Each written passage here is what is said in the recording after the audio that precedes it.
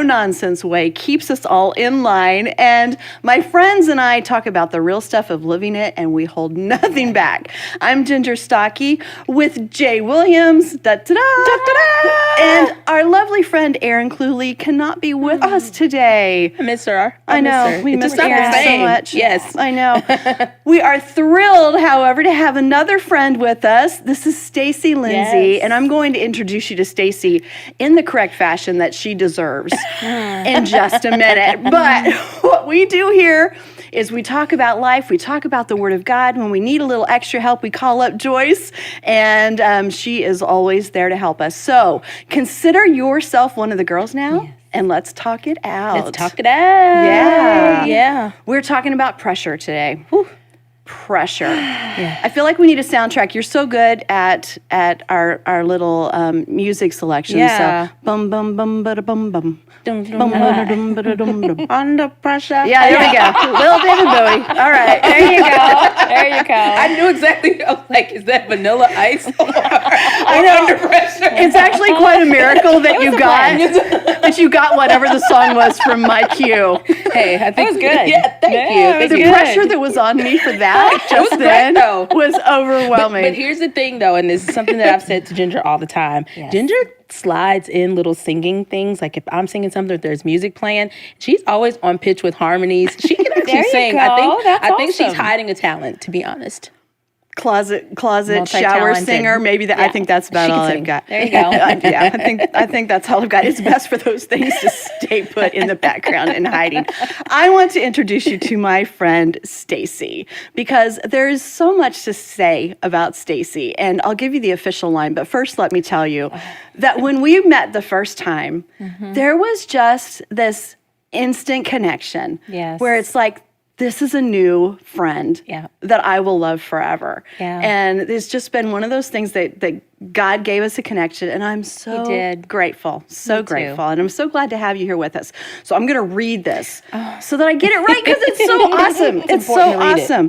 So Stacy is the founder of They Serve Too, who we are thrilled to work with. It's such a great organization. It's a blessing for us. That is, Hand of Hope is connected to you, but They Serve Too is dedicated to helping military families in so many different ways. Yes. And it's been a wonderful blessing to many, many families in our military who, of course, deserve it so much. She has been awarded the Army's Outstanding Civilian Service Medal and the Navy Meritorious Public Service Award. Hello. Those are pretty awesome. I thought about wearing those today. That would have been so cool. So cool. She is a businesswoman. She is a leader. She is a world changer. And she is also a mother. And she is the wife of, I'm going to get this right, Vice Admiral Yancey B. Lindsay, a 3-star admiral in the Navy. Yes. And so pressure should be your middle name. It's a bit of pressure. There's a little bit going on in your life. Yeah. And like I said, I'm so grateful for who you are and for what you bring to this. But when we were talking about pressure in our life that we all face, every one of us, absolutely. No matter what we have going on, the world has pressure. Our family has pressure. Our lives are just full of pressure. And I thought, Stacy can talk about this because she gets it. Yes. So let me just start by asking you, what are some of the pressures that come along with being a part of a military family, and especially one that is at the rank that your family is dealing with? Well, I think that, leadership or any place of authority that God may put us in, that it just comes with pressure, right? And sometimes scrutiny. Yeah. Being a military family, there's constant change. So our military families deal with a lot in their service to our country, whether it be, just changing a location that they live, or trying to find jobs, or, trying to get the kids in school or not in school, as the case may be right now. Yeah. I think that as you juggle things in life, regardless of where God has placed you, we all have those pressures that can weigh us down. They sure can. And when you mentioned scrutiny, I mean, let's just talk about that a little bit, because when you are at the level of a 3-star general, it's not just scrutiny on the general, it affects or an admiral. Excuse me, I know better because my daughter's in the Navy, and she would be so ashamed, so ashamed. Like, Oh my goodness! I'll be getting. Oh, my phone's already ringing. But it's not just scrutiny for him. It's pressure that affects the entire family. It has to. It does. It does. And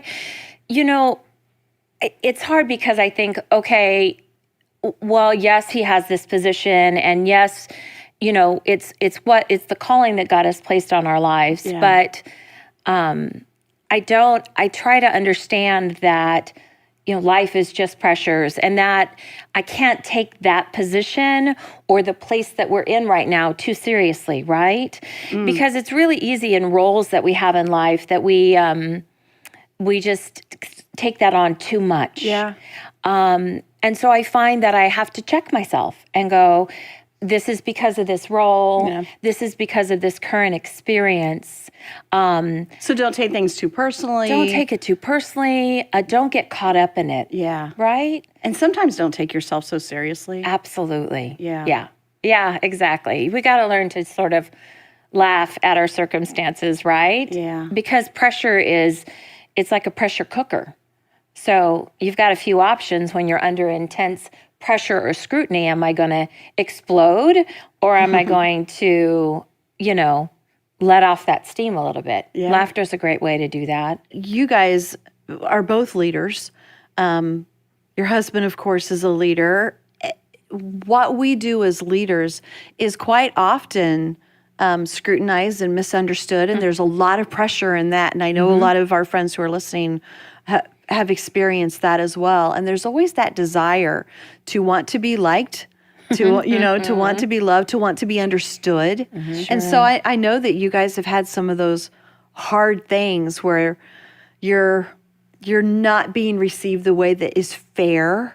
That's one of those words that we're not, especially when our girls were young, we were not allowed to use the F word at our house. We were not allowed to say, that's not fair. Right. Yeah. That was our F word. Yeah. And it's hard when you feel that way, when whatever is happening, and it may be very public, it's just not fair. That's not what really happened. And so those are the times that there's nothing we can do about it. We just have to give it to God and ask him to help us through it.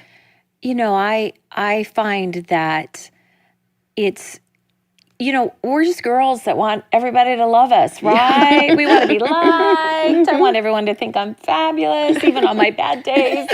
And, I have to remember when I'm under scrutiny or pressure or misunderstood. That's a really hard one for me. I'm like, please, that's not my heart. Yeah. Don't misunderstand me. Yeah. But it happens. And it happens wherever you are in life. And I have to remind myself that I don't play to any other audience, that I have an audience of one. Yeah. And that's something that's so important to me, Yeah. It's just our human nature to get caught up in fairness or what's being thought about us or said about us or how we're being perceived. And I can't spend time and energy on it. I don't know about y'all, but I don't have any extra energy for that.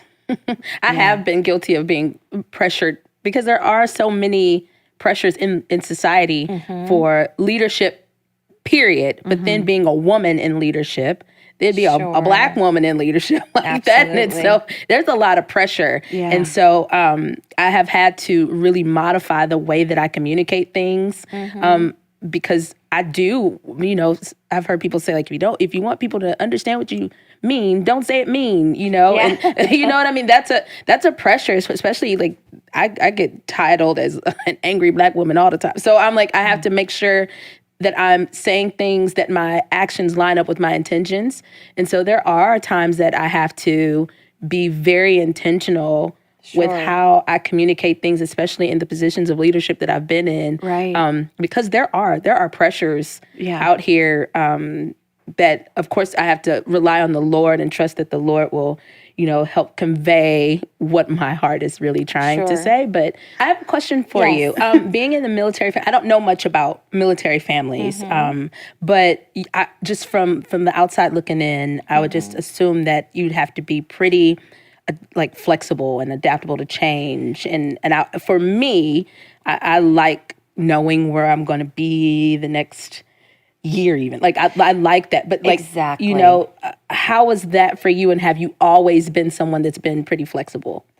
I wouldn't say I've been someone that's always been pretty flexible. I like order. I like to have things like planned out and sort of dialed in.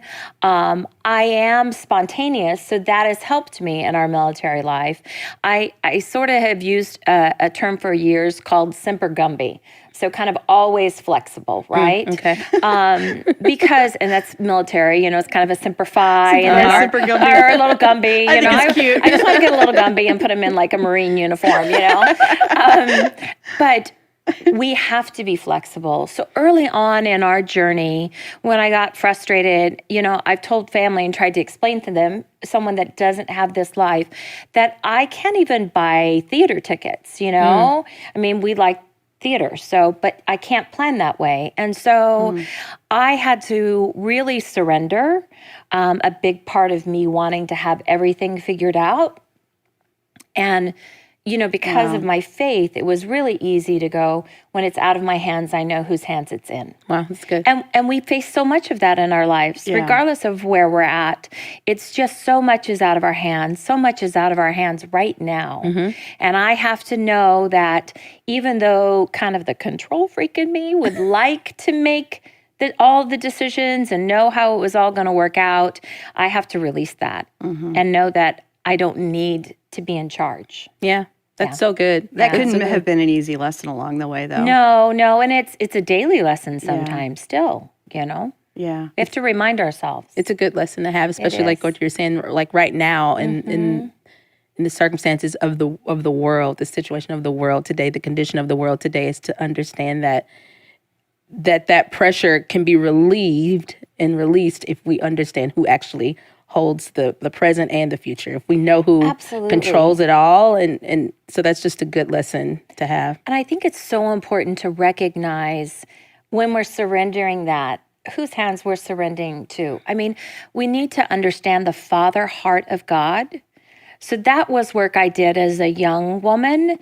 And it changed things for me in being able to, lay that at his feet or put it in his hands, when you know that just like, the Father wants to take care of his children, that I'm his baby girl. Yeah. And if you can relate it in that way, it changes everything. That's such a major shift. It always has been for me. Yeah, and that is true for everyone. No matter who you are, no matter what pressures it is that you're dealing with in your work, in your family, in your church life, whatever it is, what you're saying is true. Is He is our Father. He is our Daddy that wants to bear that burden for us. So let's jump right in here and see what Joyce has to say, first of all, and then we'll talk about the word that she shares about pressure and stress in our life.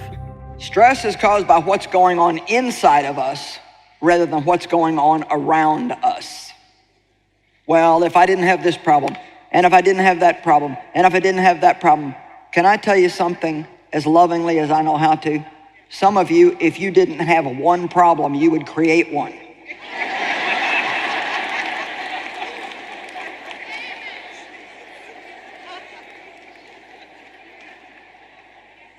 I mean, just saying, Now, there's some things that we have, and we need to face the fact that we have them and stop praying for things that we already have. So in John 14:27, Jesus said, "Peace I leave with you."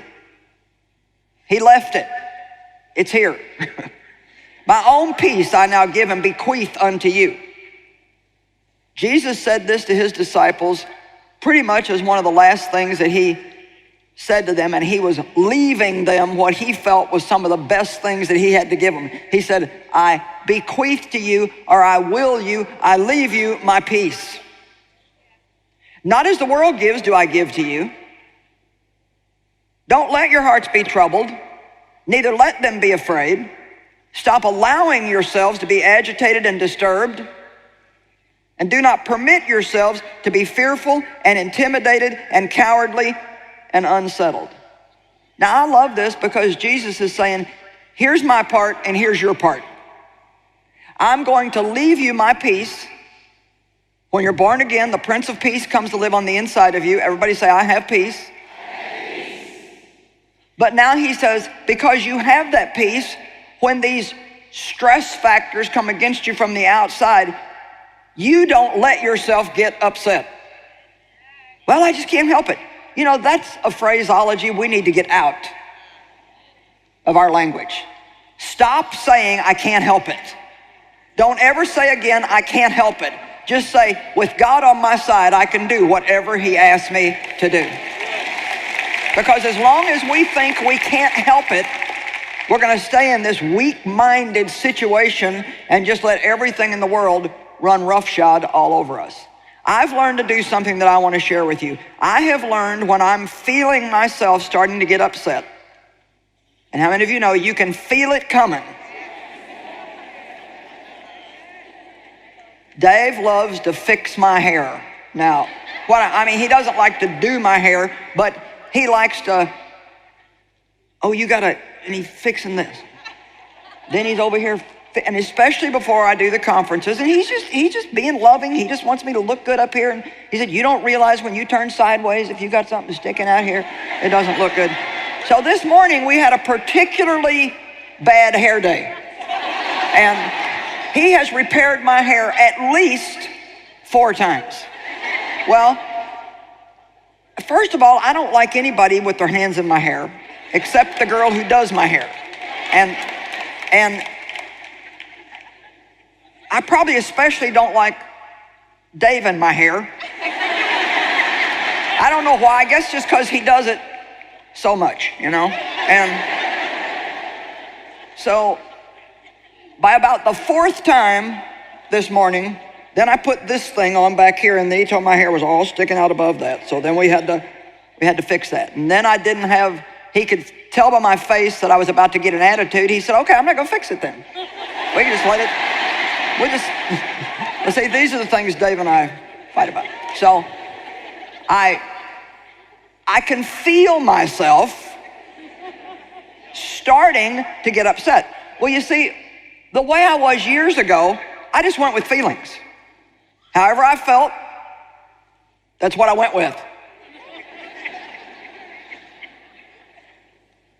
But now, when I start to feel that, I remember John 14:7, don't allow yourself to get upset and disturbed, and I start talking myself off the ledge. You know, you can't talk about pressure without talking about the antidote, which is peace that God gives us. Stacey, I love what you said earlier, and I kind of brushed over it and didn't mean to, about that laughter is a great answer for this. Absolutely. It does release a lot of that steam that we need to release. So rather than Joyce being upset all the time about Dave and her hair, we might as well all laugh about it, right? Yeah. So what are some of the things that you guys see as antidotes to the pressure in your own lives? What are some of the things that you do to walk in that peace that Christ gives us? Yeah, one of the main things is declaring the word over me, because I've realized that because a lot of things have stayed in my, like I used to allow things to stay in my head a lot, you know, and then that's when anxiety kicks in. You could feel it. And then even if I thought it was good and I would pray at night, and then in the morning, I would sleep well, but then in the morning I could just feel that pressure. Sometimes I would physically feel it on me, like and I would just feel like I have 2 choices, either succumb to that feeling or speak the word over it. You know, and speak the truth over it. So I those believe, are the choices. Yeah. So my choice is to actually declare, you know, what God says about the situation, and declare that the peace of God, let the peace of God rule my heart, you know, and that He'll give me the peace that surpasses all understanding. So just start declaring those things, because it's easy to forget those things when you're feeling the pressure, because it's like, oh, I'm overwhelmed, I don't know what to do. But you have to choose to speak those things. And so even to the point where I've even put, and we've talked about it before on the show, where I've put Post-it notes, like even on my on the bathroom mirror, like just to remind Wherever you need 'em, wherever, yeah. like on the mirror, on the refrigerator, wherever I'm feeling pressure or wherever I know, because here's the thing that I had to realize, that Satan, he doesn't have any new tricks. Like it's the same stuff. Like he's using the same stuff, and we have that advantage to know that he's been playing these same games for thousands and thousands of years. And so we can use the word of God as our cheat sheet to say, oh, I already know that you can be overcome if I do this. And so now knowing that, I can like plan and strategize to say like, hey, I don't have to succumb to this pressure.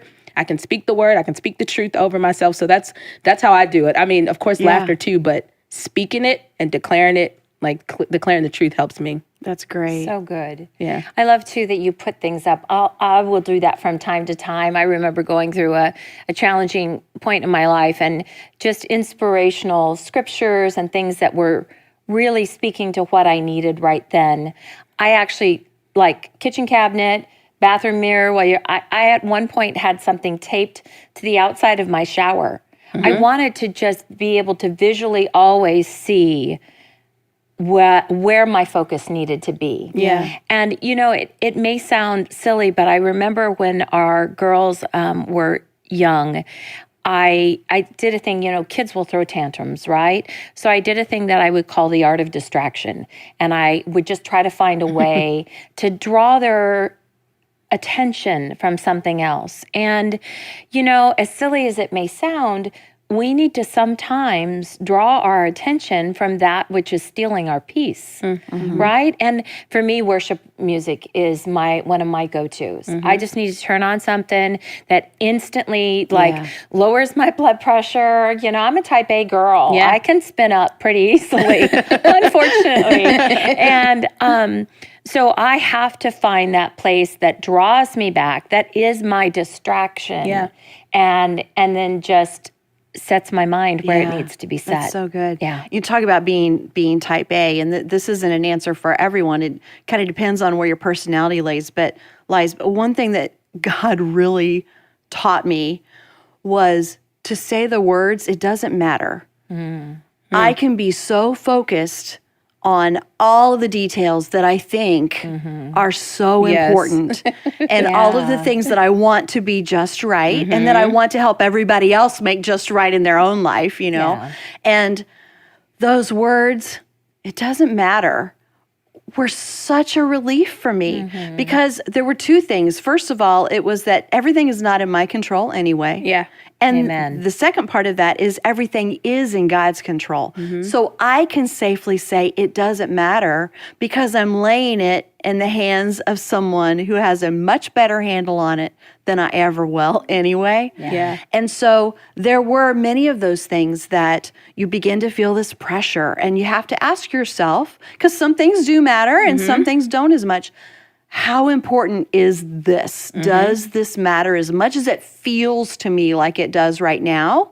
Or is it something that I can completely let go of? Or is it something that I do need to pray and be active and work through? Is it something that I can lay in God's hands and know that He's telling me I don't need to do anything right now? So wherever it was in that whole situation, my question was, how much does this matter? And oftentimes the answer was no, it doesn't. And the pressure would just be like, oh, good, okay, I can move on to the next thing that probably matters a lot. But that was huge for me. That was really, really helpful. Yeah. And I think about the different things that probably a lot of our friends who are listening right now are dealing with in their lives, right? There are so many really serious things that people are dealing with. They're dealing with physical illnesses and financial trouble, and maybe a special needs child, or the loss of a loved one or a relationship. Very serious things that are very hard to deal with. There is a lot of pressure in our life. So there's no way to skirt over that. Life is hard.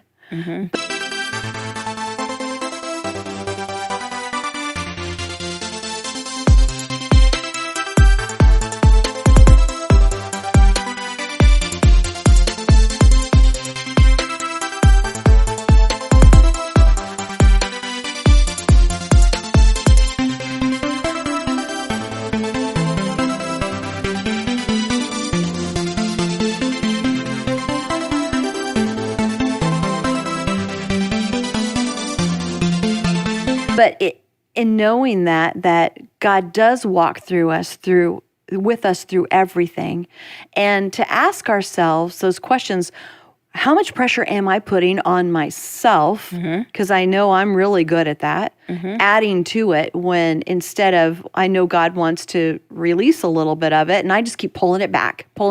Sure. Because it feels like if I don't do this, it's going to go wrong. And sometimes I need to let go, and then it goes much better. Yeah. Tell me a little bit, Stacy. You've had so many personal issues in your family in this past year. It's been a rough one for you. It's been hard. In the last 2 years, I've lost my mom. My sister is in a current battle with breast cancer. I've done 2 overseas moves in 13 months, and just a lot of other life and difficulty in the midst of all of it. And sometimes you're having a struggle just to keep your head above water. But it's where you choose to dwell, right? And I'm not saying that there hasn't been a lot of tears and a lot of really hard days and a lot of really being torn. I mean, that part of our military life is I don't always get to be where I want to be. That's really hard, when you want to be there for family or to take care of people. A lot of people can't be where they want to be right now because of what we're dealing with. And so there's a daily surrender there of pain, of disappointment. But, I still have someone to help me through it. And in those days that I'm struggling the most or feeling like I'm not doing enough, all you can really do is just surrender it in prayer. I mean, there's so much in our lives that we can't control.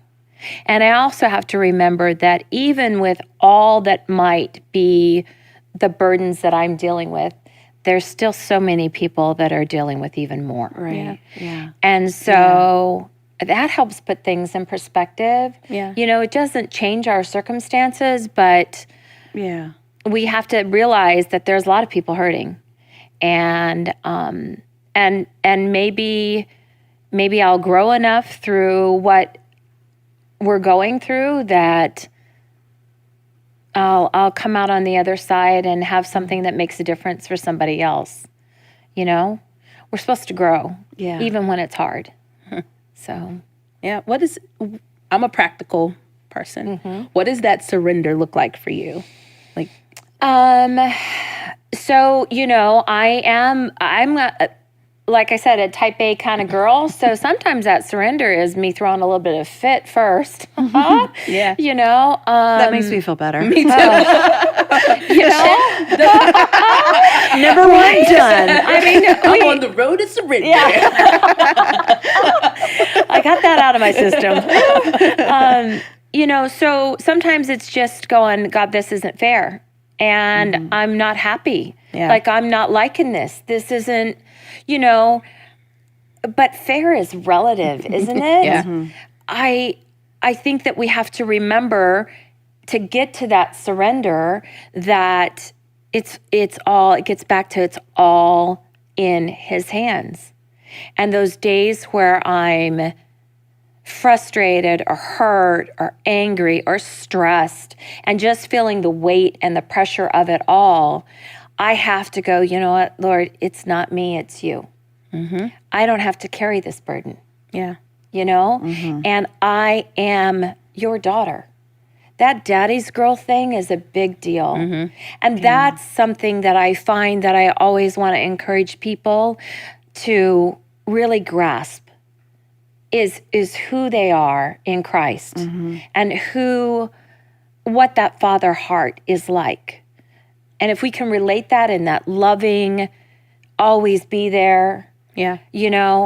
I read something recently when someone said, if your child woke up from a nightmare in the middle of the night and they started hollering and you were running from your room to theirs, the whole time you were running to the room, you'd be like, baby, I'm on my way. I've got it. I'm almost there. Yeah. That's what God does for us. Yeah. That's my Father. He's always running to me. You know, it doesn't matter if I've fallen down and skinned my knee or if I'm in the worst nightmare of my life. He's running for me. Yeah. That's So a beautiful way to look at it. Yeah. That's really good. You know, I remember those nightmares for my kids in the middle of the night, and you just hear a scream. And as a parent, your heart, you are instantly awake, and your heart is just like this, and you're doing everything you can to get to that door to make sure everything's okay and do what you can. Yes. So I love that example of that's how God responds to us when we cry out to him. He has that same response to get to us. And if we feel that way as human parents, so much more. so much more. Yeah. That makes it, you know, if you do that surrender over and over again and you place yourself in that mindset, it's really easily automatic to go, okay, wait. You know, for me to check myself and go, wait, I know better. I know how to respond. Yeah. Because I know how he's responding. Yeah. Well, we do have some help for everyone who's listening. We love to give our friends some free resources that will just help you as you're studying these topics and really help us understand who God is and what the Word says about what we're studying. And so everything that we're listening to and talking about from Joyce is from what we are offering you for your free offer today. So don't forget that when we say a free offer, a free resource, we absolutely mean it. So go for it. Yeah, who doesn't, right? Yeah. This is called mental and emotional overload. Yeah. Who hasn't been there? Right. Mental and emotional overload. So you can go to joycemeyer.org/talk it out and download it for free. And like I said, that's what we're listening to little clips of that today. So let's take one more listen and see what Joyce has to say. Now, another thing that you have is Jesus. Amen. And in Matthew 11:28, he says, come to me, come to me, come to me, come here, come and let me talk to you. Come to me, all you who labor and are heavy laden and overburdened, and I will cause you to rest. I will ease and relieve and refresh your souls. Don't you love that? I feel better just reading it. Matthew 11:29, take my yoke upon you and learn of me. First of all, he says, come to me and I'll take care of this problem. Well, we love that part. Yes. Make this all go away. I mean, people were so enthusiastic on Thursday night when I said what I was going to teach on. I mean, this place just erupted in joy. But you know what? They got a little quieter as the evening went on, and they found out that I didn't have a magic charm to make all the stress go away, that what was going to happen was they were going to come to Jesus and he was going to teach them something about why they were stressed out, and then he was going to help them make a change in their life. Are you with me today? Yes. That would then prevent the devil from getting back in. The Holy Spirit has been given to us to be our constant companion in life. Jesus told his disciples, I'm going to go away, but you're actually going to be better off because I'm going to send you the Comforter. And the reason why Jesus said that is because he could only be in one place at one time, but the Holy Spirit can work in and with every single one of us every day of our lives, no matter where we're at or what we're doing. He can be with every one of us intimately and personally. And he is the teacher. He teaches us how to live life differently so we can have the life that Jesus died for us to have. Honestly, I have those childish moments where it's just like, God, I just want you to get me out of this. I don't have any time to be learning any lessons. I don't want to do any growing. I don't want to help anybody else. You know, how terrible is that? But that's what pressure does to you sometimes. But when you think about it, a real father, doesn't do what you need in the moment. He does what you need that's best for you overall. And that's what God does for us too. But absolutely, it's not easy when it happens. That pruning, right? Oh, ouch. Yeah. You What know? are some of the things that you both do to relieve the pressure when you need whether it's a break or to reset? What are some of your secrets? Recently, I do like the kid did when you said they had a nightmare. I'd scream. I'm just like, does it work? It does. Yeah. I mean, I don't do it often, but I mean, this year I've had to relieve some pressure. And honestly, a funny story, I did something the other day, or last night actually, that caused me to have a migraine today. To relieve some pressure, I went to a kickboxing class. But, but I mean, I'm just trying, exercise does help. You needed to pound on some things and get some exercise. Yes, I needed to, I'm using this season to really try to work on me physically. And so now that I've realized that there's nothing I can do about some of these situations, right? But pause and learn from them.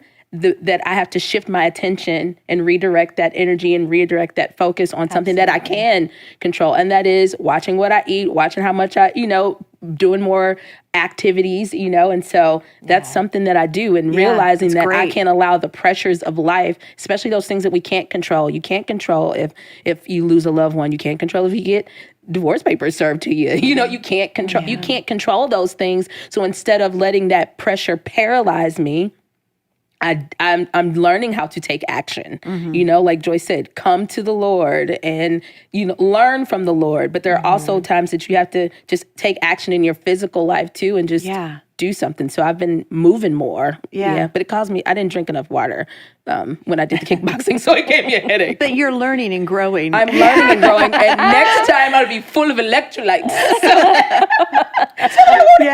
A migraine the day after. There you go. No, me too. That's really important for me is the physical activity of releasing some of that pressure, and whether it's hiking or just getting a great walk in, because that's also wonderful time with God in prayer. Absolutely. And so you kind of get double duty that way. Yeah. I get that time in where physically I'm exerting some of that energy that I need to get rid of. It's good for me physically, and I'm just listening to the Father. I'm not talking the whole time.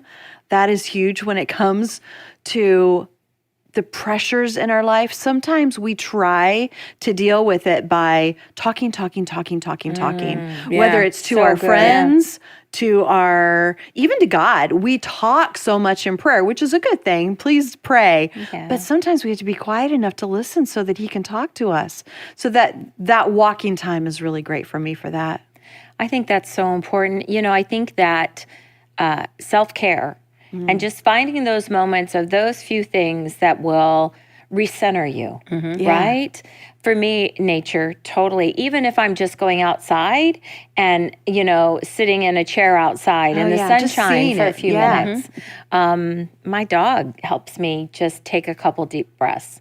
I know when I need to take a break. I think we need practical ways, and we need to think about, okay, what is going to give me just that mental, emotional little bit of a break? Because if you can't remove yourself from a situation and you're carrying all this pressure, you lose perspective. True. Yeah. And for me, especially just going outside and taking a deep breath, that's really very, it's a way for me to refocus where I need to be focused. Yeah. Another thing that I like to do is I light a candle.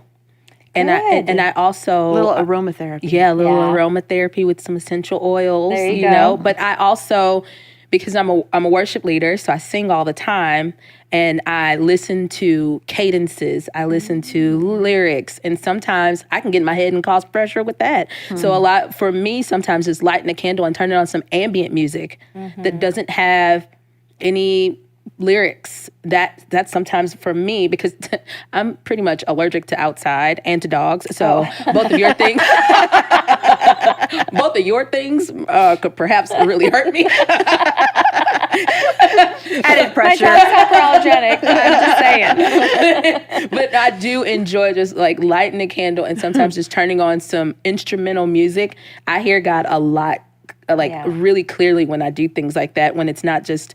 It's because sometimes I need to turn even the worship music off, because that's someone else's writing to God. And sometimes I need to just talk to him myself and hear from him, from what he's saying to me in that moment too. Great suggestions. Yeah. Really Yeah. good. Well, Joyce has one more really good example for us in this next clip about someone in the Bible who kept his hope, which is really a key to defeating pressure, right? To have peace, we have to have hope Yes. even in times of pressure. So let's see what she has to say. We are hedged in and pressed on every side, troubled and oppressed in every way, but not cramped or crushed. We suffer embarrassments and we're perplexed and unable to find a way out, but we are not driven to despair. So Paul had serious stressors in his life, and yet he said, we're still full of hope. When they were in jail at midnight, they were still singing. And it was such a witness to the jailer that he ended up getting saved. Do you know when you maintain peace and joy in the midst of really difficult situations in your life, it is a witness to other people. I think it's one of the greatest witnesses that we have to other people if we can remain stable in difficult times. The Message Bible of 1 Corinthians 10:13 says, no test or temptation that comes your way is beyond the course of what others have had to face. And all you need to remember is that God will never let you down. He'll never let you be pushed past your limit. He'll always be there to help you come through it. Everybody say, something good's going to happen to me. So many great scriptures and holding on to those promises. You know, don't just overlook, don't glaze over something.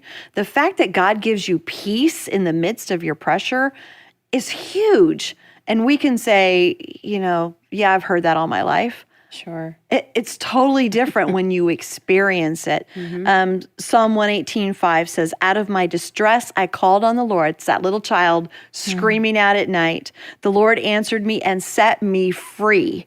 So it's not even just, I felt a little bit better. He set me free. Yeah. And that's where we can be. And I love this so much. This is letting pressure make you better instead of worse. And this is a verse, James 1:3-6, and I love the way that this one is written. It says, you know that under pressure, your faith life is forced into the open, and it shows its true colors. Pressure does that to us, right? So don't try to get out of anything prematurely. Let it do its work so you become mature and well-developed, not deficient in any way. Let it do its work. That's hard stuff. If you don't know what you're doing, pray to the Father. He loves to help. You'll get his help and won't be condescended to when you